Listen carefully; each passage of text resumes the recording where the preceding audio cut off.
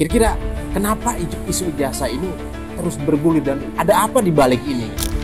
Menghancurkan karakter Pak Prabowo sendiri, Mas Gibran, juga Pak Jokowi. Krisis, terus Pak Prabowo nanti dikudeta. Karena memang Mardhani ini mulutnya ini lemes, udah kayak perempuan. Dia kan agak kemayu sedikit kan orangnya kan. Bapak-bapak jenderal senior ini ada juga yang karena sakit hati, saya tahu persis. 2014 saya sama adalah beliau ini bareng-bareng, bahkan beliau minta saya ngomong ke Pak Jokowi supaya beliau jadi sesuatu lah. Di WA saya ini hampir tiap hari ada yang mau minta ketemu Pak Jokowi, Mas Gibran, atau Pak Prabowo. Kegaduhan, adu domba ini bisa juga dari kita sendiri.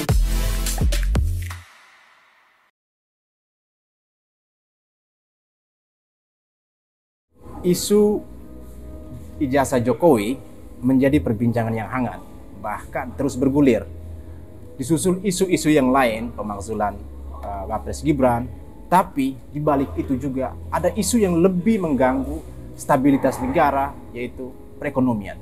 Dan kita akan bahas isu ini bersama orang yang lagi sangat viral di sosial media Indonesia yang akhir-akhir ini dengan gaya khasnya ya. Dia adalah Abang Silvester Matutina, Ketum Solidaritas Merah Putih. Selamat malam, Abang. Selamat malam, adikku. Siap, Abang. Gimana kabar? Bro Irjan. Siap, Abang. Suatu kehormatan saya bisa tampil di Mosato Channel. Siap, Abang. Suatu kehormatan juga Abang juga tampil di Mosato. Baik, Abang. Saya mulai nyentrik di awal. Siap. Politik apa perlu preman, Bang? Politik tentunya. Oke. Politik. Ya, jadi memang sebenarnya kalau bilang politik juga, saya bukan politisi yang bernaung di salah satu partai. Oke. Saya simpatisan beberapa partai ya, yang tentunya waktu dulu-dulu kita menganggap ini yang menjaga NKRI tidak korupsi, tapi apalacur akhirnya tidak bisa menjaga NKRI dan juga melakukan korupsi kader-kadernya. Tapi intinya bahwa saya mendirikan organisasi relawan kemanusiaan di bidang UMKM, pendampingan masyarakat di bidang hukum, terus melakukan advokasi hukum, terus mendampingi petani, nelayan, dan UMKM, dan juga merawat Pancasila dan menjaga NKRI. Makanya kami mendirikan Solidaritas Merah Putih sebelum ada relawan manapun, sebelum ada relawan Pak Jokowi, relawan Pak Prabowo, relawan Mas Gibran. Kami mendirikan sejak tahun 2005 dan dideklarasikan tanggal 16 Agustus 2008. Jadi kami jauh sebelum itu ya. Ya, kami kayak orang bayi yang hidrosefalus nggak bisa berobat, ditolak oleh rumah sakit.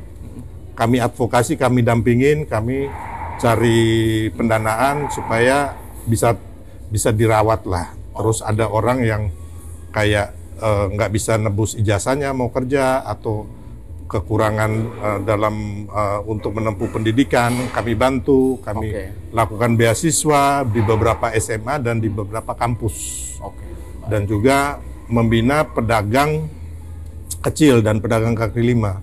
Bahkan pernah anggota kita di Jabodetabek itu pedagang aja tuh yang punya KTA Solidaritas Merah Putih itu hampir 5.000 orang di Jabodetabek. 5.000 orang ya? Itu di Jabodetabek saja ya? Belum terimpun dari kota-kota lain? Iya, dan puluhan pasar malam. Kalau Ade tahu pasar malam umpamanya di Tanah Abang, di Sawah Besar, yang pasar malam itu yang punya itu kebanyakan anggota kami. Lebih pada social movement ya, gerakan sosial ya? Sebenarnya itu. Masuk 2010, Pak, 2013 waktu Pak Jokowi mau mencalonkan presiden, kami ikut bergabung mendukung Pak Jokowi karena kami melihat bahwa Pak Jokowi ini orang baik, orang benar yang ingin memajukan Indonesia dan merawat Pancasila dan menjaga NKRI sesuai dengan visi misi kami gitu loh. Dan akhirnya Pak Jokowi bersedia menjadi pembina dari Solidaritas Merah Putih. Status Pak Jokowi hingga saat ini menjadi pembina Solmed ya? Ya, selamanya. Selamanya ya? Dan juga kami meminta Pak Prabowo juga selamanya. Berdua ini loyalitas dan ya, jadi memang kita kenapa mungkin orang bilang, wah kenapa sih membela Pak Jokowi atau Pak Prabowo? Saya gini, terus kemarin juga orang ngomong, wah itu komisaris, jadi penjilat lah ini. Saya menolak jabatan itu semenjak 2015 kalau nggak salah. Sampai kemarin, bahkan terakhir waktu Pak Ahok mundur dari komisaris utama Pertamina, saya yang diminta jadi komut Pertamina, tapi saya tolak. Oh gitu ya cerita. Saya tolak, ya karena ada beberapa pertimbangan, ya karena saya nggak mau ribet masalah itu, karena saya juga udah punya usaha kan. Saya ada di beberapa usaha dan juga kantor hukum, saya pikir saya nggak perlu itu. Saya mau berjuang murni. Loyalitas untuk bangsa saya supaya Pak Prabowo dan Pak Jokowi ini merawat Pancasila, menjaga NKRI dan untuk kemajuan untuk kita semua, bangsa kita dan untuk anak cucu kita. Makanya kemarin juga ada, ya saya bilang, mereka bilang, wah itu komisaris ke rumah Pak Jokowi ngapain? Saya bilang, saya di situ bukan sebagai komisaris, tapi saya adalah Ketua Umum Solidaritas Merah Putih. Dan ketika waktu itu memang kami juga memang mau silaturahmi, makanya Solmed ketika kejadian itu ya namanya pembina kami, kami harus menjaga. Hanya kan teman-teman yang mendemo ijazah ini kan nggak ngerti bahwa ketika mereka menuduh seseorang mempunyai ijazah palsu, tapi mereka sendiri nggak pegang ini ijazah. Nah ini yang menarik nih Abang Sil, mengenai isu ijazah ini ya, sebelum kita loncat ke yang isu yang lain, kira-kira kenapa isu ijazah ini terus bergulir dan ada apa di balik ini gitu? Ya, ini kan isu ijazah ini kan didaur ulang. Didaur ulang ya? Memang untuk melemahkan hubungan, melemahkan bangsa kita loh, bukan hubungan Pak Prabowo dan Mas Gibran aja.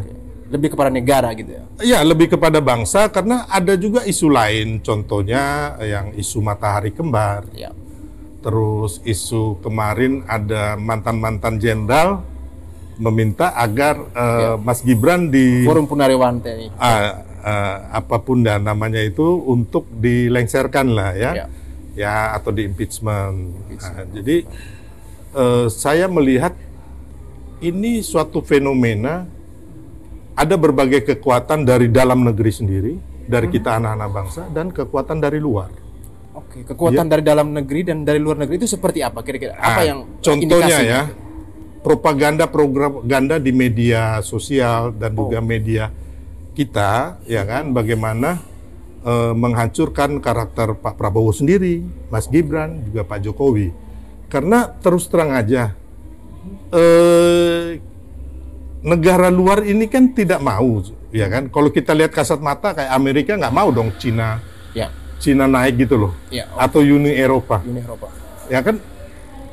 Sedangkan posisi Indonesia ini juga sangat strategis di geopolitik internasional. Mereka juga nggak mau Indonesia ini maju, bagus. Kita ini sekarang termasuk 10 besar negara yang mempunyai pertumbuhan ekonomi yang sangat bagus, 5% itu. Ya. Dan mereka nggak mau itu biar kita tergantung sama negara luar atau bisa disetir. Makanya Pak Prabowo itu mengatakan bahwa kita itu harus berdaulat di bidang pangan, bidang energi, dan juga di bidang air, 3 hal ini. Nah, jadi ada proksi-proksi dari luar ini, kita lihat orang boleh ngomong ya kan bahwa itu bohong. Padahal kita lihat bahwa ada kayak siapa namanya George Soros, ya kan, bagaimana George Soros ini memberikan suntikan akses pendanaan gitu Mas. Pendanaan ya. Walaupun mereka bilang bukan dalam bentuk saham atau apa whatever lah. Tapi ketika orang menaruh uang di situ kan pasti ada tujuan. Ya kan? Mau dibilang oh ini dia nggak memegang saham dan sebagainya. Ya kan?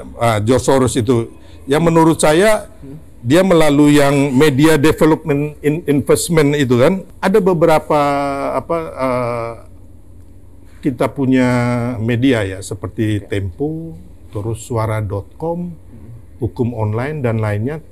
kalau nggak salah sampai sekarang itu yang Menyuarakan terdeteksi itu 20 media, Oke. ya, termasuk beberapa LSM kita, Iya, oke. ya kan, dan juga ya mungkin buzzer dan apalah, ya kan. Memang bangsa kita ini mau dilemahkan dan kita nggak sadari itu.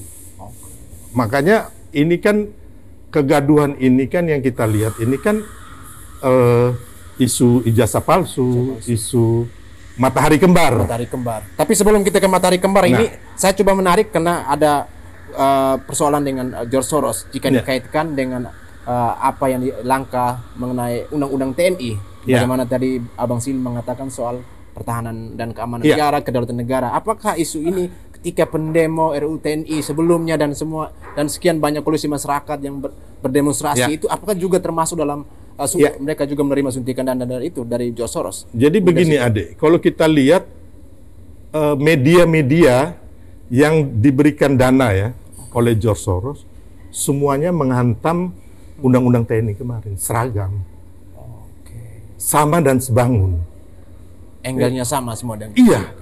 Kan kita lihat aja pemberitaan di media, aku lihat teman-teman kan ngumpul, loh Bang, ini sama semua menghandam undang-undang TNI yang disangka akan melahirkan kembali dwi fungsi ABRI. Padahal kan tidak begitu kenyataannya. Sekarang yang ada kan setelah undang-undang ini berjalan kan nggak ada, ya kan? Kebebasan pers kita tetap terjaga, kebebasan demokrasi kita tetap terjaga, semuanya baik-baik saja gitu loh. Orang bilang Indonesia gelap, pertumbuhan ekonomi kita ada, daya beli yang kemarin katanya turun di bulan Ramadan itu. Melemah dari mana gitu? Siapa yang membuat riset dan juga survei yang benar-benar pasti? Ya kan, kalau saya yang lihat kan survei kemarin itu kan hanya berdasarkan memang lembaga yang kredibel ya kalau saya lihat ya. LSI mungkin? Kompas atau mana saya juga lupa ya.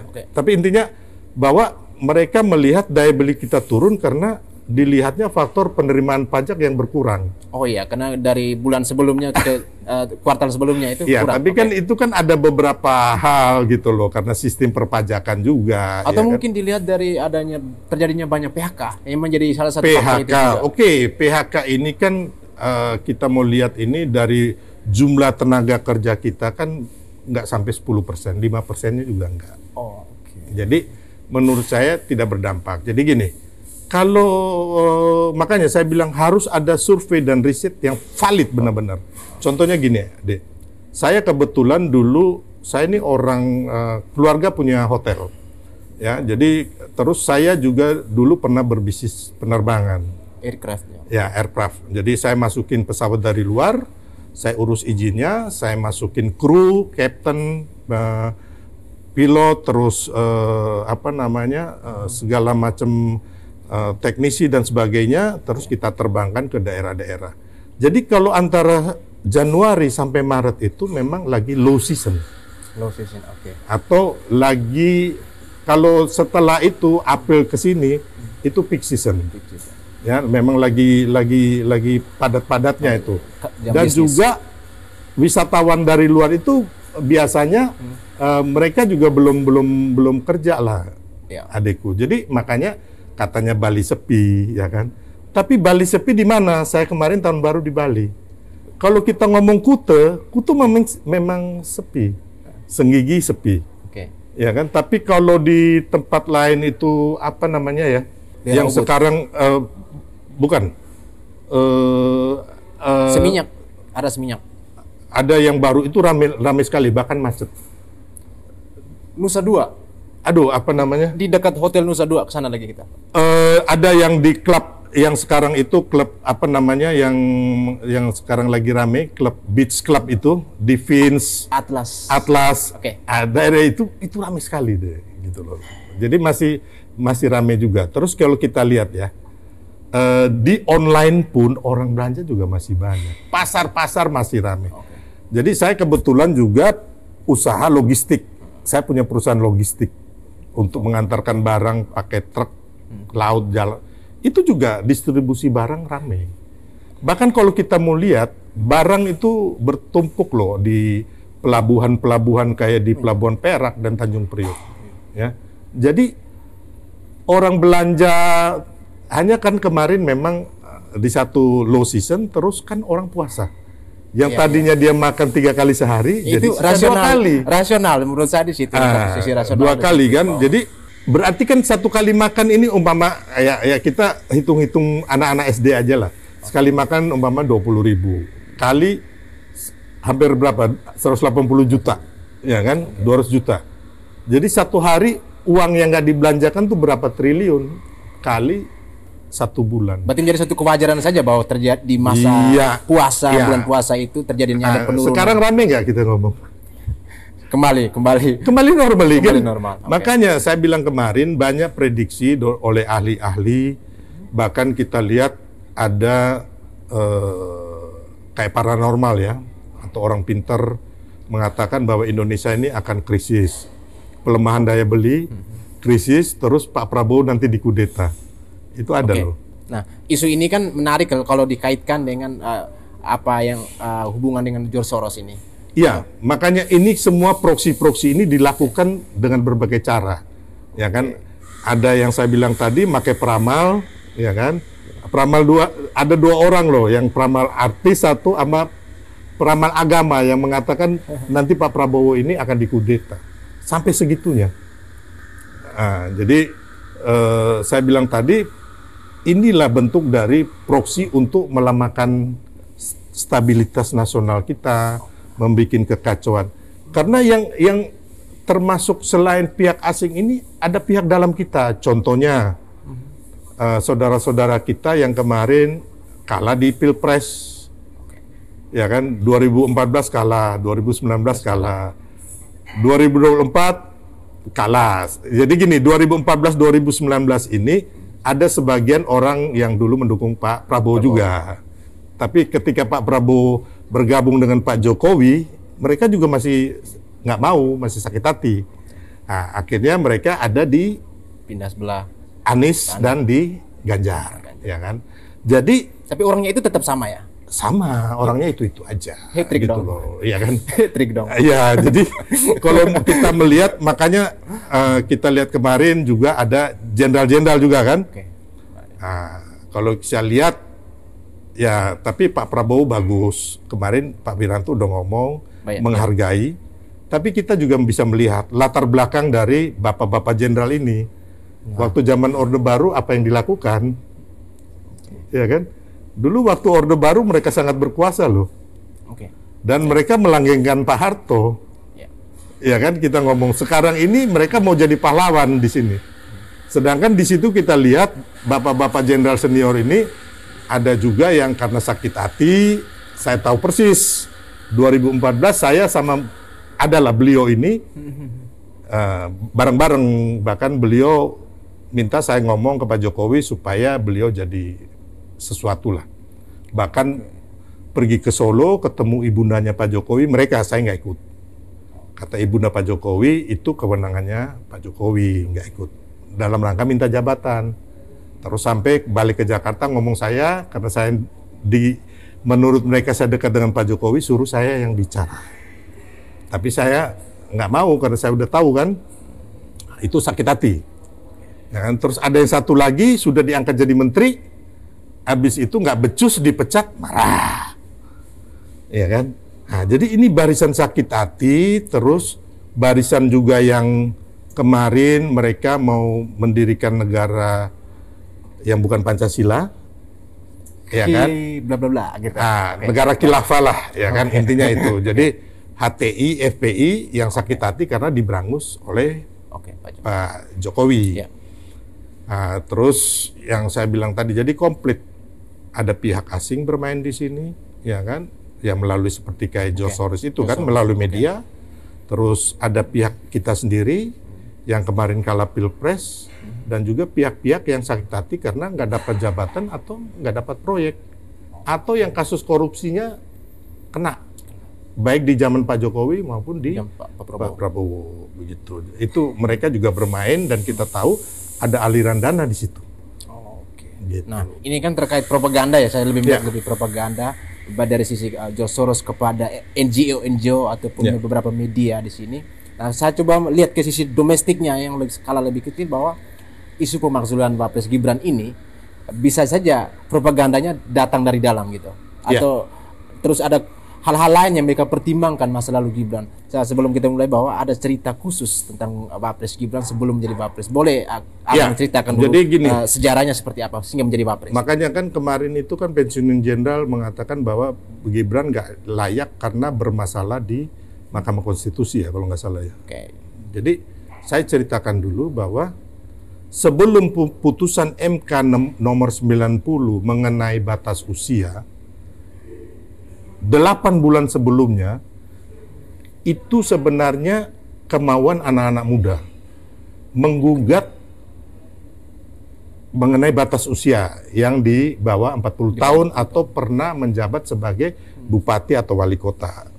Itu ada sekitar 21 pihak atau 22 pihak anak-anak muda yang saya bisa sebutkan, anak-anak PSI, terus Wakil Gubernur Jawa Timur Emil Dardak, terus Wakil Bupati Lampung Selatan, sama Wali Kota Padang ya. Saya pokoknya lupa ingat antara mereka ini, dan anak-anak muda yang lainnya termasuk Almas.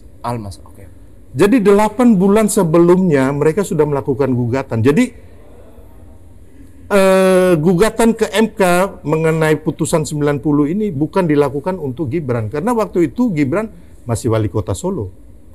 Masih aktif. Masih aktif, dan waktu itu kami meminta Pak Jokowi untuk ngomong ke Bu Mega agar yang kita dukung itu adalah Pak Prabowo dan Mas Ganjar, atau Mas Ganjar dan Pak Prabowo.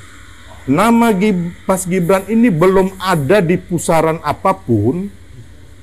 Sampai waktu Bu Mega menetapkan Mas Ganjar dan Pak Mahfud MD, baru kita mendorong Mas Gibran, terus Pak Prabowo dan teman-teman Gerindra meminta. Jadi gugatan MK ini bukan buat Mas Gibran, karena waktu itu kita, ya Mas Gibran dari Gubernur Jawa Tengah dulu setelah di Solo itu.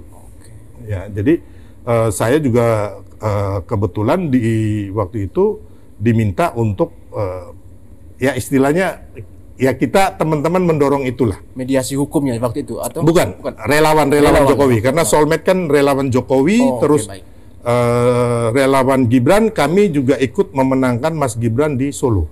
Nah, terus sekarang ini kan kita relawan Pak Prabowo juga. Jadi kami ini adalah relawan Pak Prabowo, relawan Mas Gibran, relawan Jokowi, nggak bisa dipisahin nih.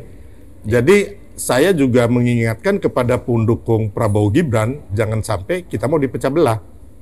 Karena Pak Prabowo sendiri mau kaya apapun nggak akan bisa dipecah belah dengan Pak Jokowi atau Mas Gibran. Ya kan, setelah rame-rame isu ijazah palsu, isu matahari kembar, isu kemarin apa namanya? Mengenai isu Purnawirawan, Bang. Selain itu menteri-menteri nih. Isu menteri-menteri yang itu menjadi pertanyaan besar juga masyarakat. Tapi saya harus kasih tahu dulu adikku bahwa kemarin dan hari ini yang diutus Pak Prabowo ke penguburan Paus di Vatikan itu adalah Pak Jokowi. Ya kan? Terus Pak Ignatius Jonan. Terus ada Pak Pigai dan Wamen Q. Jadi akhirnya ya saya pikir mungkin penonton kecewa. Tapi sebenarnya kami ini, Pak Prabowo dan kami ini maunya Indonesia ini bersatu. Makanya ketika kemarin Pak Prabowo ketemu Bu Mega, kami senang sekali. Kami sangat mendukung. Bila perlu abis itu Bu Mega, Pak Prabowo bersama Pak SBY, Pak Jokowi makan bareng, bergandengan tangan membangun Indonesia ini di tengah ketidakpastian geopolitik dan geoekonomi dunia yang negara-negara saat ini mereka otomatis sangat egois dengan dirinya sendiri. Mereka nggak mau pusing dengan urusan negara lain gitu loh. Nah, jadi sebenarnya yang kita inginkan itu, adikku. Berarti nggak ada konflik yang begitu mendalam ya antara Pak Jokowi dengan PDIP. Kalau mau dilihat dari sisi bahwa ada keterwakilan Presiden Prabowo di sana, melihat kedekatan antara Sebenarnya Pak Jokowi. Pak Jokowi juga nggak keberatan untuk kan Pak Jokowi mengatakan bahwa untuk kebaikan bangsa itu sangat bagus pertemuan antara Pak Prabowo dengan Bu Mega, dan Pak Prabowo ini pinginnya merangkul semua. Ya. Kalau siapapun yang kayak kemarin yang dilarang oleh Pak Jokowi mau dirangkul, ya kan, terus yang lain-lain pihak dirangkul semua untuk membangun bangsa, kayak kemarin PKS yang nggak berdarah-darah sama sekali, tahu-tahu dapat menteri. Setelah dapat menteri, kadernya dia yang ngomong matahari kembar. Siapa namanya itu? Kadernya PKS ini. Saya lupa namanya. Ya, jadi orang ini yang mengatakan matahari kembar dia. Dia ini juga dulu memang kemarin PKS mengatakan, ya saya sih senang juga PKS mengatakan bahwa itu Mardhani Alisera. Oh ya, Pak Mardhani Alisera. Mengatakan itu pribadinya, ya bagus lah. Karena memang Mardhani ini mulutnya ini lemes, udah kayak perempuan. Dia kan agak kemayu sedikit kan orangnya kan. Nah, jadi Mardhani ini dulu waktu kami itu menjelang Pilpres 2019, dia itu bersama Neno Warisman itu membuat namanya 2017 apa 2018, 2019 ganti presiden. Oh iya, iya. Dia ini orangnya. Oke, bersama Ahmad Dhani dan beberapa Pak Amin Rais waktu itu. Iya. Terus saya membuat 2019 tetap Jokowi. Jadi mereka bikin di Bundaran HI, saya pun bikin di Bundaran HI. Itu ada lagunya itu ya? Iya, mereka bikin lagu. Kan waktu itu ada gubernurnya Anies Baswedan, wakilnya Sandiaga Uno. Nah, waktu itu Mas Sandi ngomel-ngomel ke saya itu. Sedangkan Mas Sandi waktu itu mereka boleh, kami nggak boleh ya kan, karena dia wakil gubernur. Dia kan sama PKS waktu itu. Tapi sekarang aku CS lah, Mas Sandiaga Uno. Teman-teman. Jadi saya bilang tadi memang ini ajang adu domba, ya kan. Ya, saya memperingatkan aja ke teman-teman PKS bahwa ya kalau mau ngomong banyak kawan-kawan yang lain-lain yang berdarah-darah bahkan nggak dapat apa-apa gitu loh. Secara politik kan mereka mau berkuasa, mau ambil kue kekuasaan, dan mereka udah dikasih, harusnya orang-orang kemayu lemes kayak Mardhani Alisera ini harusnya ditindak. Jangan dia akhirnya membuat adu domba, membuat kegaduhan gitu. Karena saya pikir apa yang salah gitu loh. Kita lihat ya, dia bilang matahari kembar karena ada menteri ke rumah Pak Jokowi. Sedangkan kita melihat ada menteri ke rumah Bu Mega, menterinya Pak Prabowo. Ada menteri ke rumahnya Pak SBY. Terus Pak AHY pergi ke Anies Baswedan. Apa yang salah? Orang silaturahmi lebaran, ya kan? Kenapa sih dipersoalkan di bulan yang suci, orang nawaitunya baik untuk berkunjung silaturahmi maaf-maafan, tapi kok akhirnya dia nyinyir dan menyerang gitu. Secara politis gitu. Ya, berarti kan ada sesuatu di hatinya yang busuk, hitam dan jelek itu kan. Apalagi mulutnya ini kayak kemayu, kayak lemes kayak perempuan, lemes. Nah, ini terkait matahari kembar nih, saya kaitkan dengan menteri-menteri dulu yang bahwa kita evaluasi objektif lah. Artinya Abang Sil inilah orang yang sangat dekat dengan Pak Jokowi gitu, melihat sekian banyak menteri yang sowan ke sana dan sebagainya. Tapi ada kinerja-kinerja yang banyak dikritik oleh masyarakat. Kira-kira dari pandangan Abang Sil melihat beberapa menteri ini yang saat ini menjadi apa ya? Kalau dikatakan sebenarnya tidak perlu dimasalahkan, tapi justru kena diksi atau bahasa atau komunikasi mereka yang artinya kena serangan kepada Pak Jokowi, juga serangan mengenai ke Pak Prabowo mengenai matahari kembar. Justru kan isu itu datang dari menteri-menteri itu. Gitu. Nah, gimana tanggapan Abang? Maksudnya kinerja menteri Pak Prabowo? Ya, kinerja menteri Pak Prabowo dulu. Memang begini, ada menteri yang memang kan belum berpengalaman ya, kan kita lihat baru 6 bulan. Ya kan, belum ada pengalaman tapi belum terlalu yang maksimal. Bisa speed kuat gitu loh. Terus yang kedua, kalau mereka itu loyalitas ke Pak Jokowi, saya boleh mengatakan bahwa saya sebagai orang yang sering sama Pak Jokowi dan juga kemarin dengan Pak Prabowo, bahwa Pak Jokowi ini adalah rakyat biasa. Dan ketika teman-teman menteri ini bukan hanya menteri, Pak Hasim ke Pak Prabowo, ya kan, Bang Musani, Ketua MPR ke Pak Jokowi, terus Datuk Tan Muhammad dari Malaysia, Mahathir Muhammad ke Pak Jokowi. Kan dalam rangka silaturahmi, bukan pergi ke sana untuk melakukan agenda politik atau agenda kerja, ya kan nggak mungkin mereka hanya datang ngobrol sebentar pulang, ya kan nggak mungkin lah mereka punya agenda sesuatu yang terselubung ya untuk mendongkel Pak Prabowo kah atau membuat seolah-olah Pak Prabowo ini nggak ada apa-apa. Saya yakin tidak, karena Pak Jokowi mengatakan bahwa yang presiden adalah Pak Prabowo. Dan saya kasih tahu juga, Dek, karena kebetulan saya tahu persis bagaimana awalnya orang bisa datang berbondong-bondong ke rumah Pak Jokowi. Dari awal tuh saya saksinya. Jadi berapa hari itu Abang di Solo waktu? Jadi gini, waktu pelantikan Presiden 20 Oktober 2024, saya itu diminta, saya nggak usah sebutkan siapa, untuk menjemput Pak Jokowi di Solo. Bandara Adi Sumarno.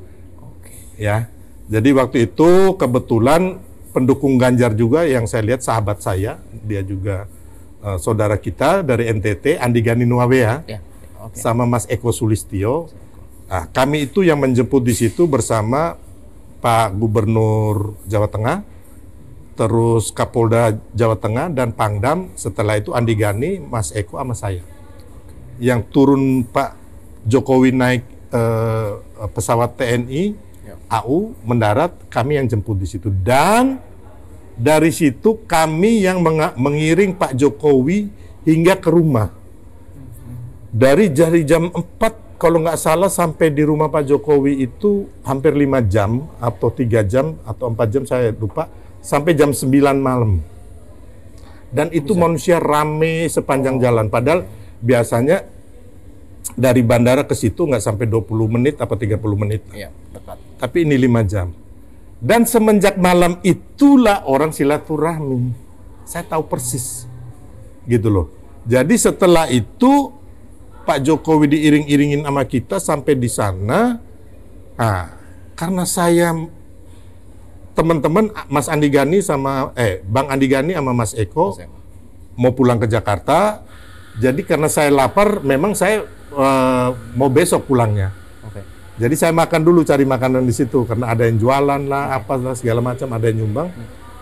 Sampai terakhir Pak Jokowi nyari, katanya ada Mas Silver, mana dia? Ajudan. Panggilannya Mas Silver ya? Ya. Jadi saya itu adalah orang terakhir yang menemani Pak Jokowi malam itu sampai jam 11 apa jam setengah 12. Setelah itu beliau masuk, tutup pintu, saya pulang. Jadi mulai dari situ sebelum saya ada beberapa calon wali kota, calon gubernur Jawa Tengah, terus calon gubernur Emil Dardak, terus masyarakat kecil yang mencari keadilan, ibu-ibu yang gendong bayi. Itu diterima Bapak dari jam 9 malam sampai jam 11 itu. Jadi mulai dari situ. Jadi nggak ada rekayasa. Besoknya orang datang lagi, orang datang lagi. Jadi nggak ada yang dibayar, nggak ada yang koordinir untuk ke situ, nggak ada. Ya, saya mau tanya Ade, kira-kira Pak Mahathir Muhammad mau nggak dibayar 50.000 atau kasih sembako datang ke situ? Mustahil lah. Gitu. Atau Pak Hasim, ya kan? Pak Prabowo sendiri pun datang. Jadi apa yang salah? Jadi makanya saya bilang kadang-kadang kawan-kawan ini udah saking bencinya membangun narasi, terus membangun opini yang jelek. Ya otaknya saya pikir udah sengklek ya, menurut saya udah nggak waras banget. Orang itu hal yang biasa gitu loh. Semua juga orang datang ke sana berbondong-bondong, ya kan. Dan sekarang ini saya bukan ngomong, di WA saya ini hampir tiap hari ada yang mau minta ketemu Pak Jokowi, Mas Gibran atau Pak Prabowo. Jadi jembatan ini untuk. Iya, bahkan dari Australia, dari Jepang, dari Amerika, dari Aceh, seluruh Indonesia, gitu loh. Nah, makanya sekarang ini kan, tapi akhirnya kan Pak Jokowi bisa membebaskan siapapun masuk ke sana, termasuk Hebat nggak Pak Jokowi menerima orang yang menghina dia, orang yang menuduh beliau ijazah palsu, orang yang memaki-maki beliau ke rumahnya. Tetap menerima. Menerima kemarin. Menerima orang yang memusuhi dia, yang melaknat beliau masuk neraka, tukang tipu, anak gerwani, ya kan, kafir. PKI, Gila. ada yang PKI juga. PKI. Ya? Oh, iya. Padahal kan Sebelumnya. saya bukan ngomong, saya tuh miris ya melihat bangsa kita ini. Pilpres sudah selesai. Ya sudah, jantan dong. Kalau memang nggak puas, besok bertarung lagi di 2029. Iya kan? Kita mau ngomong apa? Kayak para jenderal itu kemarin. Harusnya melihat bahwa kalau untuk melengsarkan ataupun mengimpeachment Mas Gibran, itu ada tahapan, ada prasyarat di undang-undang kita yang mengatakan bahwa apabila presiden atau wapres ini melanggar konstitusi, melanggar membuat perbuatan tercela, korupsi, melanggar HAM yang berat dan sebagainya. Ada nggak unsur ini? 7A, 7B ya, gitu. Makanya saya mau minta kepada para pembenci ini, ya kan, tolonglah kita nih sebagai sama anak bangsa. Buktikan Pak Prabowo, Mas Gibran, Pak Jokowi ini kalau benar ada melanggar konstitusi, ya kan, melakukan korupsi. Ya jangan-jangan yang menyuruh kalian mendanai kalian ini yang kemarin korupsi, yang kemarin menggaruk kita punya hasil kekayaan, ya kan, dengan tidak halal lah, ya kan. Kan kita lihat itu, sedangkan apa ya, saya benar-benar miris tapi untungnya mayoritas rakyat kita kemarin itu mengapresiasi Pak Prabowo dan Pak Jokowi. Contohnya bisa menang 58% loh. Iya. Ya kan? Bu Mega sampai mengatakan kita akan kalahkan Prabowo Gibran dalam satu putaran. Mana buktinya? Gitu loh. Nah, jadi saya pikir udahlah, ini udah selesai, residu ini harus kita hilangkan. Marilah kita membangun. Kurang apa Pak Prabowo bisa merangkul itu PKS yang nggak ngapa-ngapain loh, menghancurkan karakternya Pak Prabowo dan Mas Gibran. Itu PKB, ya kan? Kita lihat teman-teman kayak Gerindra, mereka bisa ngalah, menterinya hanya berapa orang. Teman-teman relawan sampai sekarang juga nggak ada yang nggak dapat tugas dan sebagainya. Iya. Mereka oke-oke aja, ya kan? Nggak ada kita ngomel-ngomel ini itu. Kami berjuang lebih berjasa, nggak ada. Kita sama-sama, kita pendukung Prabowo Gibran solid hingga 2029. Kalau Tuhan mengizinkan, rakyat mau, kita berharap sampai 2034 pasangan ini. Jadi satu hal lagi, ada juga yang saya melihat bahwa fenomena kegaduhan adu domba ini bisa juga dari kita sendiri. Karena kembali lagi, ada yang harusnya udah jadi menteri nih. Ya, saya peringatkan kepada mereka, jangan juga ngawur-ngawur halusinasi mau jadi calon wakil presiden. Kerjakan dulu dong jadi menteri. Ada tuh, ya kan, kemarin tiba-tiba presidennya Prabowo, menterinya dia. Terus ada juga menteri yang udah mulai tebar pesona ke masyarakat. Woi, jangan mimpi. Ya kan, sumbangsi kalian suara itu berapa banyak sih? Pakai ini dong. Emang kalian yakin kalian sama Pak Prabowo ini besok ini dia ini bisa menyumbang suara? Kalau Pak Prabowo saya yakin. Dua menteri ini, ya kan, ya dua-duanya dari partai warna biru dua-duanya. Yakin kamu bisa nyumbang suara, ya kan? Kan yang bisa menyumbang suara ini kan karena pendukungnya Pak Prabowo dan Pak Jokowi dan Mas Gibran. Gitu. Jangan-jangan GR lah karena punya partai. Udahlah, nanti kalian sakit hati, gila juga, stres juga. Sama seperti yang kemarin, yang kala-kala itu kan. Stres, jantungan, ya kan, maki-maki sembarang orang. Nah, jadi kembali lagi saya bilang, ini ada yang 5 tadi saya bilang, termasuk yang terakhir orang yang sudah mau ejakulasi menjadi cawapres, padahal baru diangkat Pak Prabowo jadi menteri baru 6 bulan, gitu loh. Ya, itu kita bisa menerka ya dengan clue tadi soal warna dari partai dan sebagainya. Abang, kita coba kembali lagi mengenai isu mengenai keberangkatan mantan presiden Jokowi ke Roma, dan ini banyak netizen. Saya melihat sekian banyak komentar setelah saya posting kemarin, ada banyak sekali netizen yang berkomentar.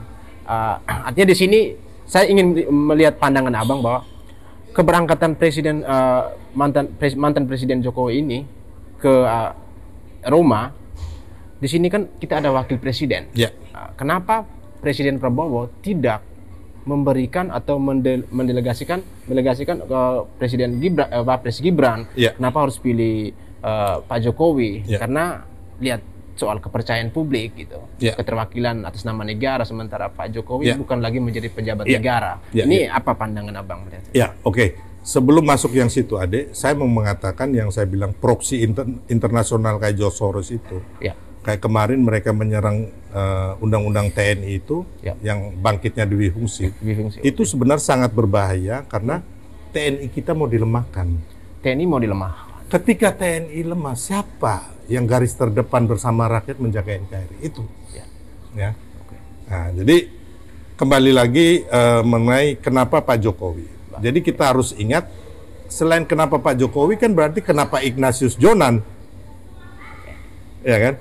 Kenapa siapa namanya Menteri Hukum dan HAM? Terus kenapa Menteri Keuangan?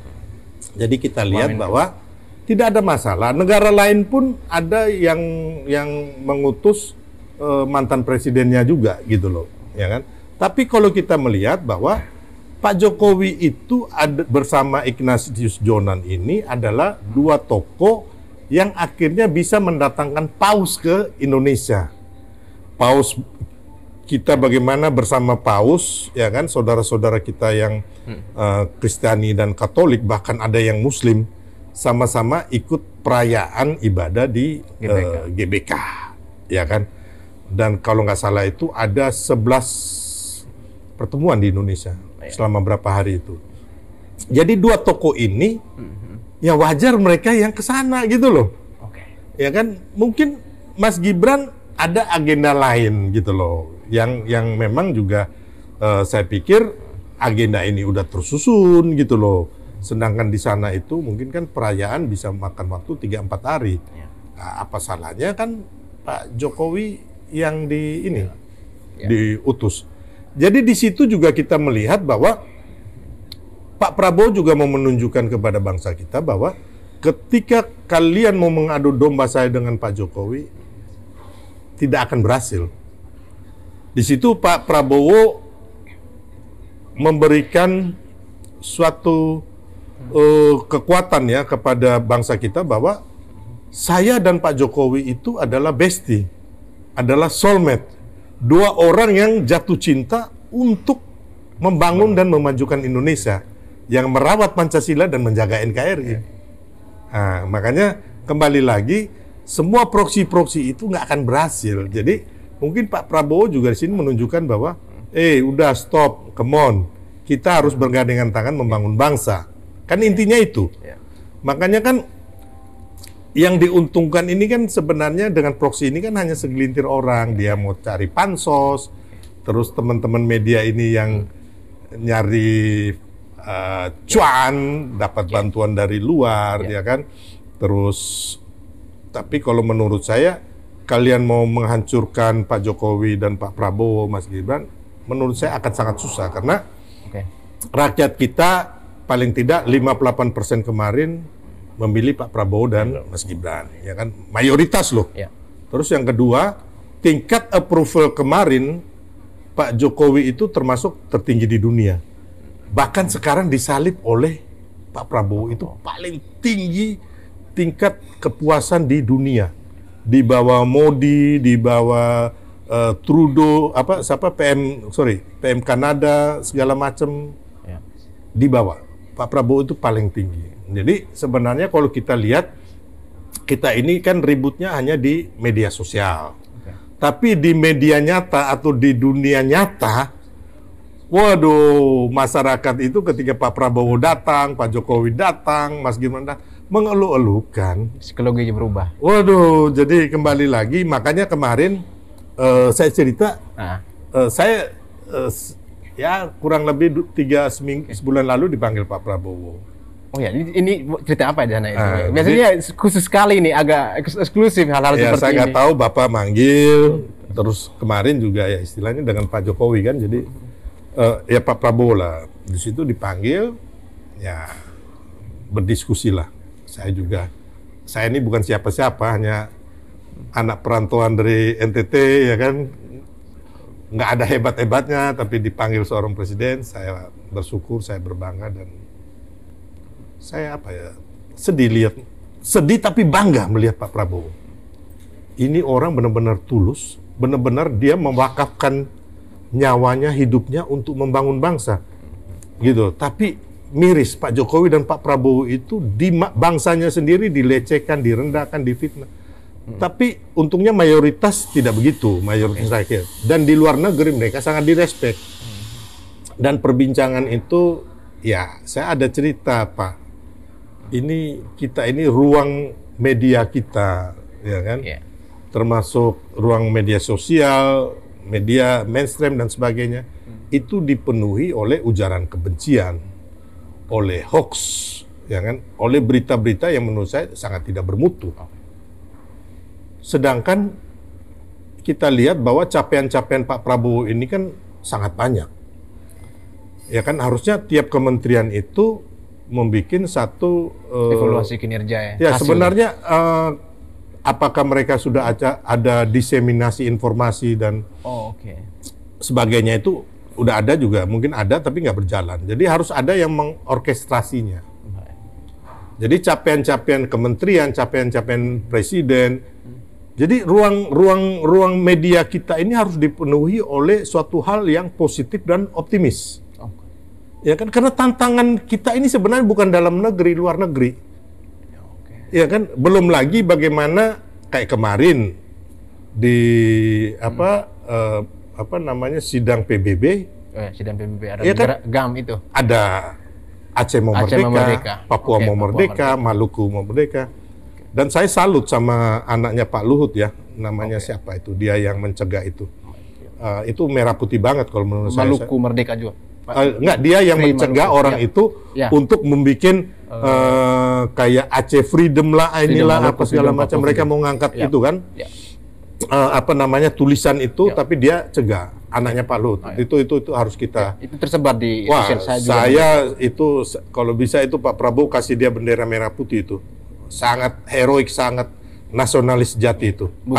Bukannya kan Pak Muhammad Ditiro kan di nasional menjadi Indonesia kan sebelum dia meninggal kan, artinya sudah ada tanda tangan perdamaian bersama parlemen di tahun itu yang makanya masih ada yang kayak gitu ya kan, saya bilang tadi. Sedangkan Pak Prabowo itu gangguan, belum lagi gangguan luar kayak dinamika ekonomi politik ya kan, bagaimana Trump menaikkan tarif ya kan, terus perang dagang mereka. Makanya saya waktu itu intinya saya minta Pak Prabowo ini kalau bisa informasi kita ini harus positif. Jangan juga, kan banyak juga buzzer terus ya, kita lihat netizen kita ini kan kadang-kadang, contoh ya, bukan saya ngomong, kayak ada anak SMA membuat alat untuk membuka durian. Kalau menurut saya sih bagus. Ya kan, atau ada anak muda kita yang bisa membuat mobil listrik. Kan ini suatu prestasi. Inovasi, inventionnya mereka. Iya. Tapi sama netizen kita dihujat gitu loh, bahwa ini remeh-temeh lah. Terus kalian buat apa gitu loh? Kalian hanya bisa memaki-maki bangsa sendiri, pemimpin sendiri di media sosial kita. Nah, jadi saya bilang kalau bisa diorkestrasi. Jadi menutupi daripada informasi-informasi hoax itu. Makanya kemarin Pak Prabowo setuju, ya kan? Beliau kan ngomong bahwa menteri-menteri harus bicara ini itu. Bahkan kemarin ditambah Mensesnek akhirnya jadi jubirnya Pak Prabowo. Kan saya juga menyayangkan setelah saya ngomong itu Pak Prabowo kemana-mana beliau ngomong sendiri, pidato sendiri, ya kan, ketemu media sih bagus, tapi menurut saya kan banyak hal yang harus dilakukan Pak Prabowo ya dibanding beliau harus bicara gitu loh. Kan ada yang bisa mewakilkan isi pikiran jiwa dari. Artinya faktor usia juga beliau juga semakin itu kan dilihat juga enggak waktu sih. juga atau bagaimana? Kalau usia enggak, Masih sangat muda. Kalau ngobrol sama Bapak ini cerdas dan saya lihat ikhlas. Dan ya saya boleh katakan bahwa saya juga kasih masukan mengenai Rempang, mengenai PIK dan sebagainya. Karena Rempang itu yang advokasi pertama kali itu saya sebenarnya. Oh, oke. Ya dengan Pak Petrus Celestinus kita punya itulah. Ya. Petrus Celestinus. Nah terus itu sebelum ada Amin Rais dan Said Didu ke sana. Oh, mereka tuh belakangan. Nggak ada. Tapi kabarnya mereka punya lahan juga di sebelah di bagian sana Pak Sajidu. Ini apa benar? Oh, itu di PIK. Ya, di PIK. Di PIK. Di PIK ya. Ya, jadi kalau Said Didu itu kan kembali lagi kan ini kan makelar atau orang bilang apa ya? Orang yang mau jual, dia beli tanah, tahu tanah itu mau dibebaskan harga tinggi, dia mau jual mahal. Sebenarnya itu dia ada 20 hektar tuh. Ceritanya teman-teman yang di sana itu begitulah, dia apa orang bilang spekulan tanah. Spekulan, oke. Yes, makanya dia bikin rame, ya kan. Tapi juga di belakang dia juga kan ada orang juga, ya kan. Kalau Prabowo Gibran ini jatuh, pemilu ulang, ya mereka yang akan maju, gitu loh. Jadi makanya ditimbulkan PIK lah dan sebagainya. Tapi kalau Rempang memang itu salah urus. Salah urus ya. Kita salah menerjemahkan keinginan rakyat. Memang itu harus duduk ngobrol dengan rakyat. Saya pikir rakyat juga mendukung PSN Rempang Ekosistem itu, masyarakat sana mendukung. Tapi ya harus diomong baik-baik lah, gitu. Bang, ini terakhir Abang Sil. Ini kita langsung kembali lagi poin awal tadi. Ijazah. Soal ijazah. Ini kan Abang sudah membawa nih kopian ijazah, terus beberapa foto. Nanti boleh saya tampilkan ke layar untuk tampilkan. Bagaimana membuktikan. Ini ijazahnya. Nah, tapi sebelum itu saya bertanya dulu mengenai ijazah ini. Artinya kan sekarang sedang terjadinya ada sidang di pengadilan ya, proses sidang. Tapi dari Abang Sil sendiri yang sangat dekat dengan Pak Jokowi, melihat ijazah yang tersebar ini, apakah ijazah ini berasal dari Presiden Pak Jokowi atau diambil oleh orang gitu, baru dipublikasikan gitu? Ya, jadi gini, ijazah ini kan yang menerbitkan tentunya adalah kampus, ya kan? Bukan Pak Jokowi yang menerbitkan, bukan juga si Roy Suryo, kampus. Dan kemarin kampus sendiri udah mengatakan bahwa ijazah itu asli. Baik pihak rektorat maupun dekan dekan Fakultas Kehutanan. Bahkan di situ ditampilkan teman-teman beliau gitu loh. Yang satu angkatan ya, satu alma mater. Dan kalau kita lihat bahwa kenapa baru sekarang dipersoalkan, sedangkan waktu wali kota Solo, tahu nggak? Jadi wali kota bupati itu nggak perlu ijazah universitas S1. SMA juga bisa. SMA. Harusnya dipersoalkan. Jadi gini, kalau Pak Jokowi waktu itu mau memalsukan, dia punya ijazah SMA kok. Ngapain dia beliau palsukan ijazah S1 ini apa namanya Kehutanan Gajah Mada itu. Iya kan? Terus waktu itu kalau memang ijazah ini palsu, Pak Jokowi itu bukan siapa-siapa waktu wali kota. Iya kan? Gubernur juga bukan siapa-siapa gitu loh. Terus 2 kali presiden. Terus saya juga yang mengatakan pertama kali kan tentunya kan sudah diverifikasi oleh KPUD, Solo, KPUD DKI, KPU, bahkan oleh ketua-ketua partai tentunya. Ya kan? Terus mereka berani mengatakan ini kan fotokopi semua. Ya, fotokopian semua. Jadi abang pegang terus abang bilang ini palsu asli. Nggak bisa kita menentukan ini palsu atau asli. Yang bisa menentukan asli atau palsu apabila ijazah yang dikatakan palsu, yang asli itu di tangan Pak Jokowi itu sudah diperiksa oleh laboratorium forensik. Ya kan? Dan forensik bilang oh palsu. Tapi abis itu Pak Jokowi juga masih menggugat, makanya harus di pengadilan. Nah, Saya pengadilan sepakat, pun ada tingkat 1, tingkat 2, sampai pengadilan tingkat Mahkamah Agung yang inkrah mengatakan ini palsu, baru Roy Suryo dan kawan-kawan bisa mengatakan ijazah palsu. Kalau belum ada putusan pengadilan, baru kita ngomong bahwa ijazah palsu. Roy Suryo ini, Pak Jokowi lapor, masuk semua. Jadi mereka berpotensi di penjara semua nih kalau. Ya, unsur pidananya udah nggak bisa ditawar-tawar lagi. Ya, pasal-pasalnya kena semua, ya kan? Ya. Jadi menurut saya alangkah bodohnya, konyolnya Roy Suryo mengatakan bahwa ini palsu. Loh, kamu siapa? Kamu bukan pihak berwenang yang mengatakan bahwa ijazah ini palsu.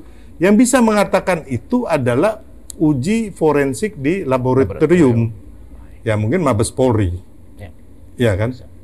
Nah, itu yang akan menentukan dan nanti harus disidangkan. Makanya sekarang ini ketika saya kapan hari di TV saya tanya, Mas Roy ini palsu. Di iNews dan itu. Dia ketakutan, dia bilang 99%. Terus ijazah yang ditunjukkan oleh, dia nggak sebut PSI, dia hanya bilang partai apa gitu, saya bilang PSI, ya kan? Ya, terus dia bilang ini 99%. Saya bilang kalau Anda jantan palsu atau tidak. Baru dia dengan begini-begini dengan gugup mengatakan palsu. Ya udah. Berarti dia akan memakan sepanjang Pak Jokowi lapor, Bang. Kan ini kan banyak yang Pak Jokowi nggak pernah lapor. Jadi kita nunjukin lagi seperti halnya si Bambang Tri. Ya, Bambang Tri. Yang Jokowi undercover. Jokowi undercover. Itu kan disusun, udah sidang nih, udah putusan dia kena vonis 6 tahun. Itu kan sama, jadi kopian ini dari media diambil, pasal-pasal dari media diambil, dijadiin satu, dibikin aja Jokowi undercover. Yang di situ menuduh Pak Jokowi itu ibunya Gerwani, terus dia Kristen, terus bapaknya Tionghoa, segala macam lah. Akhirnya dia susun itu dan itu menjadi bukti dia untuk dia masuk penjara. Terus yang kedua, bagaimana Gus Nur dan juga Bambang Tri lagi divonis 6 tahun karena mengatakan bahwa ijazah Pak Jokowi palsu. Walaupun ijazah yang mereka katakan palsu itu tidak dihadirkan di persidangan. Karena apa? Ketika orang mengatakan ini ijazah palsu, harus bisa membuktikan. Saya ngomong, Ade Irjan SIM-nya palsu, terus sertifikat rumah palsu. Kita menuduh begitu, atau kita menuduh orang nih, lu maling ayam ya, padahal nggak ada putusan pengadilan mengatakan dia maling ayam nih. Kita yang masuk penjara lah. Ini hukum positif ya? Oh iya. Jadi ini konyol dan sangat ngawur. Kawan-kawan ini maksudnya kamu membangun narasi yang kamu sendiri tidak punya bukti otentik mengatakan ijazah ini palsu. Atau ada pihak berwenang yang secara resmi dan legal mengatakan bahwa ini ijazah palsu. Gitu. Berarti Bung Roy Suryo dan Bung Rismon Sianipar ini sudah setengah kaki di penjara nih kalau melihat proses hukum ini. Kalau kan besok Pak Jokowi melakukan pelaporan, ya kan, memang saat ini kan ada yang kena pasal 160 itu kan. Menurut saya sih bisa ya, bisa enggak. Tapi kalau ketika Pak Jokowi melaporkan sendiri, masuk. Bang. Dan ini banyak, Bang, gitu loh. Ya terus. Yang ini kembali lagi pencocokan wajah ya. Ini katanya menurut dia pakai alat canggih face recognition itu kan, yang alat paling canggih. Jadi dia bilang ini adalah fotonya orang ini. Ini namanya Budi Utomo, Durmatno. Jadi ini Pak Jokowi. Sekarang juga Roy Suryo belum pernah mengatakan bahwa ijazah palsu ini dibikin tahun berapa? Belum ada. Ya kan? Terus yang kedua, Roy Suryo juga belum memastikan dan kawan-kawan itu yang memasukkan ijazah itu siapa? Makanya ini konyol sekali. Saya juga ke situ. Ya kan? Jadi kemarin ada kawan-kawan mengatakan, oh ini ijazah saya ya, bodohnya kalian lah pergi perlihatkan ijazahmu, ya kan? Ngapain? Walaupun kalian sama-sama dari kampus yang sama, UGM. Nah, jadi ini katanya fotonya ini, ya kan? Ini kira-kira kalau foto ini usianya di atas 20 tahun nggak ini? Lihat dari wajahnya. Ya kurang lebih 21, 20. Oke, ya. Atau Tapi sampai 30 lah. Ya. 20-an sampai 30 ya. 20 sampai 30. Iya. Sedangkan ini Durmatno ini kelahiran 1977. Itu sudah 40-an lebih kelihatannya Iya, mendekati 50. kalau Oke. sekarang kan. Ya. Tapi waktu umpamanya ijazah ini dipalsukan tahun 1985, Pak Jokowi kan mulai kuliah tahun 1980. 80 ya, masuk 90. Nah, jadi waktu itu beliau lulus 1985. 85, 5 November. Ya, Pak Jokowi itu kelahiran 21 Juni 1961. Oke. Jadi kalau beliau lulus tahun 85 berarti Pak Jokowi usia 24 tahun. Oke. Nah, ini kelahiran berarti tahun 85, kelahiran 71 berarti masih usia 14 tahun. Apakah ini wajah seorang yang usia 14 tahun? Jauh sekali ya. Jadi ini kan apa face apa tadi dia bilang? Face recognition. Face recognition, pencocokan wajah Iya. itu. Oke. Ya kan? Oke. Kan ngaco banget gitu loh. Masa Kadang-kadang AI juga face recognition itu ya, kadang-kadang kan ngaco-ngaco ngawur-ngawur juga fakta gitu loh. tapi- Ya, terus yang kedua kita lihat kan pakai kacamata. Oke. Nah, Oh ya, ini yang menjadi pertentangan soal penggunaan kacamata di Oke. ijazah ini ya. Ya, ini waktu Pak Jokowi pakai kacamata waktu perkawinan dengan ibu ibu Jokowi tanggal 24 Desember 86. Kacamata juga. Setahun kemudian. Setahun kemudian ini Ya. wisuda. Iya. Setahun Masih wisuda. kacamatanya sama kan? Mukanya mirip nggak ini? Ini sama ini. Sama lah dari segi baju rambut ini. Kalau dilihat sepintas ya, Iya. posisi kumisnya juga sama. Nah, Oke. terus ini kita lihat lagi waktu Pak Jokowi nah Oh, ini seminar kayaknya. seminar bersama dengan Ekonomi tahun Bu Sri Mulyani Oh, oke. tahun berapa ini? 98. Bersama Pak Jaya Suprana. Nah, ini fotonya. Oh, ini kacamata. Kacamata juga kan? Oh, oke. Oh, ini juga ya, seminar. Oke, Pak Jasus. Jadi kalau sekarang Pak Jaya Suprana dan Bu Sri Mulyani diperlihatkan foto ini, pasti mereka akan ngomong bukan 99% kayak si siapa Roy Suryo, 100% Pak Jokowi. Tapi kembali lagi Kita tampilkan nanti ya ini di layar nanti soal itu ya, apa ini. semua. Jadi gitu. Ini Pak Jokowi jadi mapala nih. Oh ya, Apa namanya? Cinta alam. Pencinta Mahasiswa alam cinta ya. alam. Terus Mahasiswa. ini teman-teman Pak Jokowi yang satu angkatan. Masa bisa Pak Jokowi, adikku, bisa menipu KPU, KPUD, partai-partai ya, KPU Solo dan partai-partai, KPU DKI dan partai-partai, KPU dan partai-partai, termasuk seluruh sivitas akademika dari UGM. Ada teman-temannya. Apakah semua orang ini bisa ditipu? Nah, kalau saya bukan lagi pentingnya ijazah Pak Jokowi asli atau palsu, saya mau melihat bagaimana orang-orang ini apa yang kau tanam akan kau tuai besok, gitu loh. Makanya saya miris gitu loh, saya kasihan, konyol sebenarnya teman-teman. Konyol juga di mereka, tapi juga miris juga kok Pak Jokowi, Pak Prabowo, Mas Gibran yang nggak korupsi. Ya kan, saya belum pernah melihat, makanya saya sering ngomong ke teman-teman yang profesor, doktor, yang jago ngomong di media. Saya bilang tunjukin ke saya, Pak Jokowi, Pak Prabowo, Mas Gibran ini melakukan korupsi atau melanggar konstitusi. Kalau ada, saya akan ikut di barisan kalian dan saya yang terdepan. Gitu loh.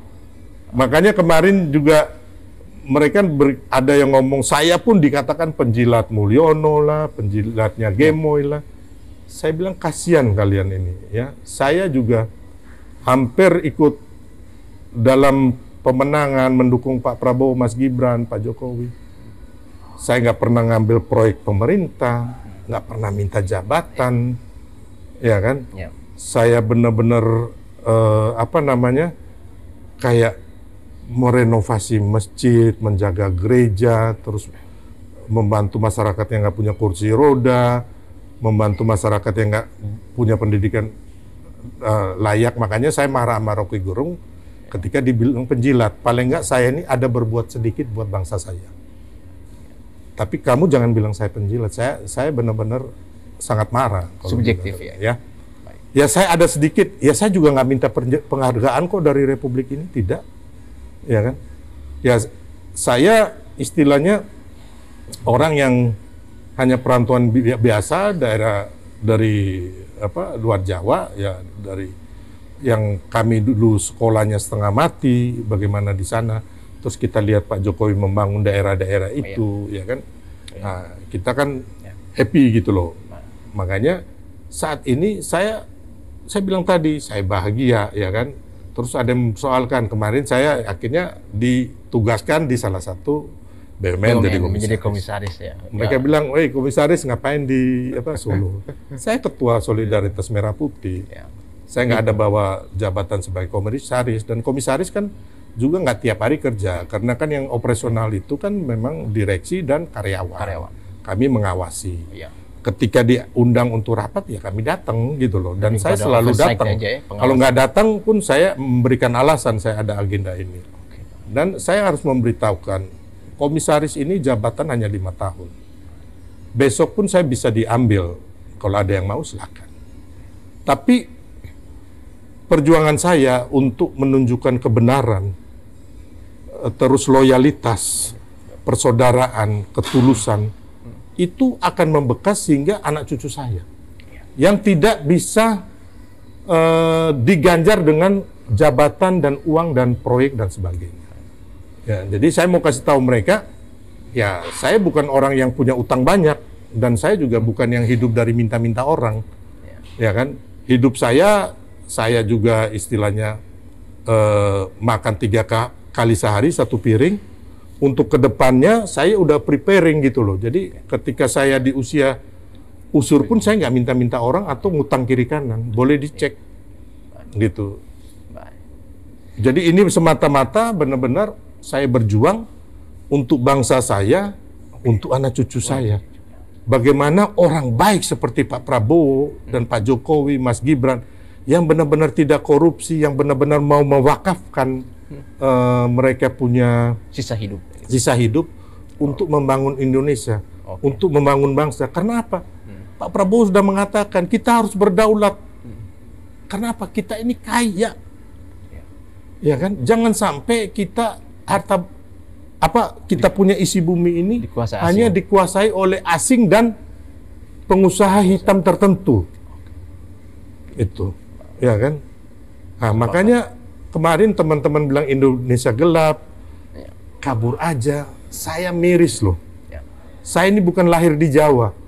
Saya merantau, nggak bawa uang, naik kapal laut, bisa survive. Hari ini saya bisa ada yang bantu saya bisa menghidupin cukup lumayan orang. Indonesia ini, kita mau pergi ke Aceh, ada kesempatan di sana. Kita bisa ya buka jual gorengan jual warteg ya kan, apalah begitupun umpama di Sumatera Utara, di NTT, di semua peluang itu ada kalau kita mau, bukan kita bermalas-malasan. Prinsip saya adalah antara surga dan dunia kita juga harus seimbang dan kita harus bermanfaat buat bumi, ya kan. Kalau enggak, ngapain juga Tuhan menciptakan kita di bumi. Kita selalu berdoa dan komunikasi ke Tuhan kita masing-masing, ya kan. Tapi kita juga harus mempunyai rasa kemanusiaan. Makanya kita juga jangan memfitnah orang, menzolimin orang, menjelekan orang. Kalau bisa kita bangun bareng-bareng, ayo. Pak Prabowo mau lakukan itu loh. Semua dirangkul, ya kan. PKS dirangkul, ya kan. Yang nggak ngapa-ngapain nih, yang maki-maki beliau, ya kan. Terus PKB dirangkul. Kemarin Nasdem juga mau dirangkul. Terus PDIP mau dirangkul. Kurang apa? Akomodatif ya. Iya. Sangat negarawan, sangat berbesar hati. Bagaimana Pak Jokowi, Pak Prabowo ini dulu dihujat. Pak Prabowo yang kalah Pilpres hampir 2 kali 3 kali juga masih dihujat. Pak Jokowi yang menang juga dihujat. Kan bangsa ini kan, saya melihat bahwa kita Indonesia ini bangsa yang luhur, yang menerapkan nilai-nilai Pancasila, nilai-nilai nenek moyang kita yang sangat luhur. Kenapa sekarang jadi begini? Gitu. Tapi Nggak, itu hanya sebagian kecil. Makanya saya bilang Oknum. tadi, ya kan, kalau mereka itu sebagian besar, ya pasti Anies Baswedan dan Ganjar yang menang dong. Ya dong, ya kan? Ya bukan saya bilang juga, tapi memang ya akar permasalahan ya di mereka-mereka ini, ya ngomong fair lah. Iya, situasi. Nggak usah kita tutup-tutupin lagi. Ada Dendam politik pilpres. Jadi gini, ada Gitu. old kadrun, ada neo kadrun. Old kadrun dan neo. Yes, harus kita katakan. Jangan lagi kita bersopan-sopan karena mereka juga nggak sopan. Ya, Pak Jokowi itu dimaki kafir, penghuni neraka, Mulyono, saya juga dikatakan penjilat. Makanya kemarin ya saya cerita sedikit, orang bilang saya intimidasi waktu di Solo kan, yang cabut kepalanya. Iya, cabut ini tulisan Ya, Adalah saya cerita Jokowi sedikit itu bahwa waktu saya di sana kan beliau pembina kami dan saya memang udah minta untuk teman-teman kan mau silaturahmi, ya kan? Ya paling enggak kami harus jaga juga dong. Ya. Mereka datang menyerbu ke rumah orang, bawa toa, maki-maki orang gitu loh, bawa toa berapa bus, ya kan? Aduh, saya bilang saya nggak tahu kalau mereka maksudnya ngapain sih sampai segitunya gitu. Dan ketika Pak Jokowi dengan besar hati menerima loh, ada 3 apa 4 utusan. Tapi mereka masih di luar itu masih maki-maki gitu loh. Ya saya kan anak-anak kan udah mau hajar aja kan, saya bilang jangan. Nah, hanya saya bilang ya udah kita cabut aja ikat kepalanya mereka itu. Jadi ya tanpa ini ya udah saya tarik aja, mau menunjukkan bahwa ya nggak ada yang takut sama kalian gitu loh. Ya kan, jangan kau jual-jual juga gitu loh. Kita ini sama-sama yang punya NKRI, kita bukan pengontrak, ya kan? Kita yang Chinese, kita yang pribumi, kita yang keturunan Arab, kita yang keturunan Eropa. Kita ini pemilik sah NKRI dan tidak ada satupun orang bisa mengintimidasi dan mengadu domba kita. Itu soulmate dididikan karena itu. Makanya sampai kapanpun, ya kalau Umam bisa kita rangkul, tapi kalau memang tetap mau begitu, kita akan terus lawan. Gitu. Ya kan nggak mungkin juga, ya masa kita tiap hari udah baik-baikin, ya mereka masih begitu-begitu juga. Kan? Tapi saya bilang tadi, memang susah, kita juga harus maklumi bahwa ini penyakit hati yang kotor, pikiran yang kotor, ya kan, ya akhirnya banyak juga yang pembenci itu kan akhirnya stroke lah, meninggal lah, jantungan lah. Residu pilpres kemarin dendam politik. Kalau saya ya saya happy aja, mau makan di mana, bergaul sama mana, mau pergi karaoke, nyanyi. Ya. Boleh dong nggak ajak karaoke nih? Oh iya dong, hidup itu saya punya 2 prinsip dalam hidup. Yang pertama bersyukur, yang kedua adalah berbahagia. Itu aja. Bersyukur dan berbahagia. Itu ada lagunya itu. Oh ya. Ini cukup panjang ya, tapi apa yang disampaikan Abang Sylvester Malutina di sini saya lebih melihat pada soal loyalitas beliau kepada Pak Jokowi dan juga pemerintahan sekarang dan ketegasan beliau dalam menghadapi dinamika politik ini, dan dinamika politik yang terjadi belakangan ini itu menjadi catatan-catatan kita untuk kita. Artinya jangan dilihat dari satu sisi saja ketika ada hal-hal yang lebih banyak mengancam ataupun mengancam kedaulatan negara, mengancam perekonomian kita. Juga perlu dilihat jeli agar kita tidak mudah terjerumus oleh opini-opini yang bertebaran di sosial media bahwa terjadi inilah atau hal-hal yang menegasikan dari kekuasaan presiden saat ini.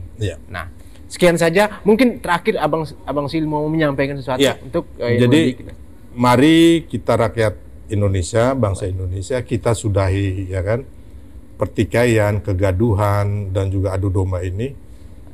Kalau masih belum puas, ya nanti 2029. Tapi intinya saya dan kawan-kawan yang 58% ada yang sudah bertobat juga bertambah. Kita akan tetap solid. Kewajiban saya sebagai kemarin yang salah satu wakil ketua tim kampanye nasional Prabowo, kita akan menjaga Prabowo Gibran ini sampai 2029. Dan kalau Tuhan izinkan dan rakyat izinkan, kalau bisa bersambung di 2024. Itu kan kemauan saya dong. Yang lain silakan. Terus yang kedua, kepada dari dalam sendiri jangan mau kita dikotomikan bahwa ini pendukung Prabowo, ini pendukung Jokowi. Kita satu. Kemarin kita berjuang bareng-bareng ya kan untuk Indonesia yang maju. Terus saya juga mau mengatakan bahwa sebenarnya capaian Pak Prabowo ini banyak, ya kan, walaupun di tengah gempuran perang tarif dagang, tapi sebenarnya kita itu sudah swasembada beras, swasembada telur, ayam dan lain. Sekarang banyak pencetakan sawah, terus pupuk yang dulunya itu setelah panen baru datang, sekarang sebelum panen pupuk sudah tersedia. Ketahanan pangannya kita. Iya, jadi pupuk dulu itu harus ada tanda tangan 4 kementerian dan hampir 500 sekian bupati, wakil bupati, 38 gubernur. Sekarang ini hanya ditandatangani oleh Menteri Pertanian. Berarti langsung kepada ke petaninya, tidak banyak singgah lagi. Ya, jadi intinya sekarang ini kan terus pertanian kita juga sudah pakai alat yang modern. Makanya yang saya bilang tadi antara Januari sampai April ini kita mudah-mudahan kita stok beras kita melebihi kapasitas kita. Makanya kemarin itu sekarang ini beras-beras ini sudah dibeli dengan harga yang oleh Pak Prabowo, harga yang kalau nggak salah 6.500 itu apa 8.500 saya lupa, harga yang bagus buat petani. Dan sudah diserap oleh Bulog, ID Food, terus sama BUMN ditampung di gudang-gudang itu. Jadi saya optimis Pak Jokowi sendiri mengatakan bahwa Pak Prabowo akan lebih hebat dari Pak Jokowi. Itu Pak Jokowi yang bicara berdua dengan saya. Ya, jadi sebenarnya capaian-capaian ini memang tim komunikasi pemerintah harus lebih intens mengatakan bahwa kita baik-baik saja. Ya. Dan jadi, itu kan ruang kerjanya Abang sebagai komisaris kan dalam pengawasan. Ya, sebenarnya saya lebih gitu. Sebagai jubir bayangan. Jangan bilang bayangan. Tapi maksudnya saya sering tampil di media podcast, saya memberikan pencerahan, menyuarakan kebenaran untuk bangsa saya, untuk anak cucu saya. Anak cucu kita lah. Baik, terima kasih banyak Bung Sifel waktunya. Terima kasih adikku. Terima kasih. Sampai jumpa di next episode. Masih dengan Abang Sil juga nanti.